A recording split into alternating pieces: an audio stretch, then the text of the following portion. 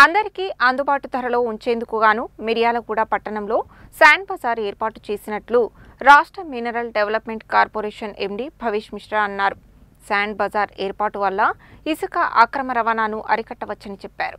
మిర్యాలగూడ పట్టణంలోని Chintapalli X road వద్ద mining శాఖ ఆధ్వర్యంలో ఏర్పాటు చేసిన శాండ్ బజార్ను జిల్లా కలెక్టర్ ఇలా త్రిపాఠి, మిర్యాలగూడ శాసనసభ్యులు బత్తుల లక్ష్మారెడ్డితో కలిసి రాష్ట్ర mineral development corporation MD Bhavesh Mishra ప్రారంభించారు. ఈ సందర్భంగా ఏర్పాటు చేసిన సమావేశంలో ఆయన మాట్లాడుతూ, శాండ్ బజార్ ఏర్పాటు వల్ల ఇసుక అక్రమ రవాణాను అరికట్టవచ్చని, ఇసుక అవసరమైన వారందరికీ సులభంగా అందుబాటు ధరలో లభ్యమవుతుందని తెలిపారు. 4 ఎకరాల ప్రభుత్వ భూమిలో అందరికీ కావలసిన ఇసుక లభ్యమయ్యే విధంగా శాండ్ బజార్ ఏర్పాటు చేశామని అన్నారు.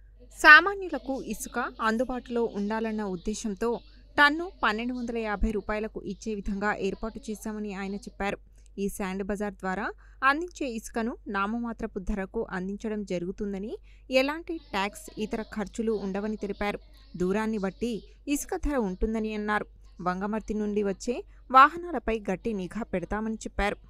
మిర్యాలగూడ శాసనసభ్యులు బత్తుల లక్ష్మారెడ్డి మాట్లాడుతూ, రాష్ట్ర ప్రభుత్వం పేద ప్రజల సంక్షేమమే ధ్యేయంగా పనిచేస్తున్నదని, ఇసుక అవసరమైన వారికి తక్కువ ధరకే ఇసుక అందించే విధంగా శాండ్ బజార్ ఏర్పాటు చేయడం జరిగిందని అన్నారు. ఇందిరమ్మ ఇండ్లకు అవసరమైన ఇసుకను ఉచితంగా ఇవ్వడమే కాకుండా ఇటుక, సిమెంటు, స్టీలు వంటి వాటిని తక్కువ ధరలో అందించేందుకు సంబంధిత ట్రేడర్స్తో మాట్లాడడం జరిగిందని అన్నారు.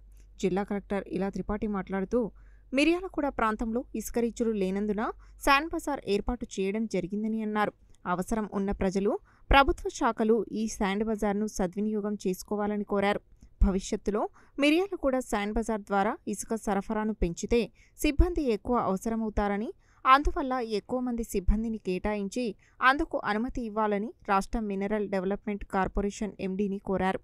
ఈ కార్యక్రమంలో మిర్యాలగూడ సబ్ కలెక్టర్ నారాయణ అమిత్, జిల్లా సహాయ సంచాలకులు Samuel Jacob, municipal commissioner Srinivas, తహసీల్దార్ సురేష్ తదితరులు పాల్గొన్నారు.